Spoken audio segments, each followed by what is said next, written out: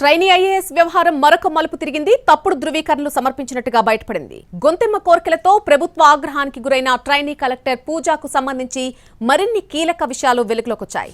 ఆమె ఉద్యోగంలో చేరేందుకు తప్పుడు ధృవీకరణ పత్రాలు సమర్పించినట్టుగా ఆరోపణలు వెల్లువెత్తాయి.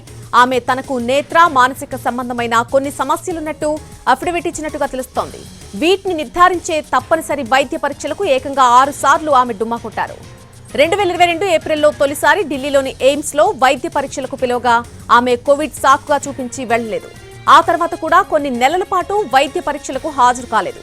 చివరికి 6వ పిలుపు రాగా పాక్షికంగా పరీక్షలు చేయించుకున్నారు.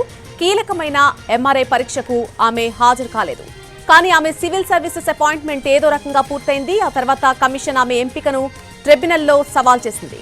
2023 ఫిబ్రవరిలో ఆమెకు వ్యతిరేకంగా తీర్పు వచ్చింది. అయినా తన నియామకాన్ని కన్ఫర్మ్ చేసుకుంది. ఇక పూజ ఓబీసీ ధృవీకరణపైన వివాదాలున్నాయి. దాని ఆధారంగానే ఆమెకు 841వ ర్యాంక్ వచ్చిన ఐఏఎస్ హోదాను పొందగలిగారు.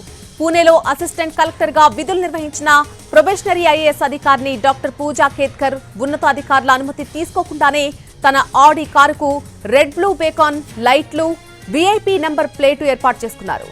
మహారాష్ట్ర గవర్నమెంట్ అనే స్టిక్కర్ అమర్చారు. తనకు ప్రత్యేక వసతి సౌకర్యాలు కల్పించాలని, తగినంత సిబ్బందితో పాటు ఒక కానిస్టేబుల్ తో అధికారిక ఛాంబర్ను కేటాయించాలని పట్టుబట్టారు.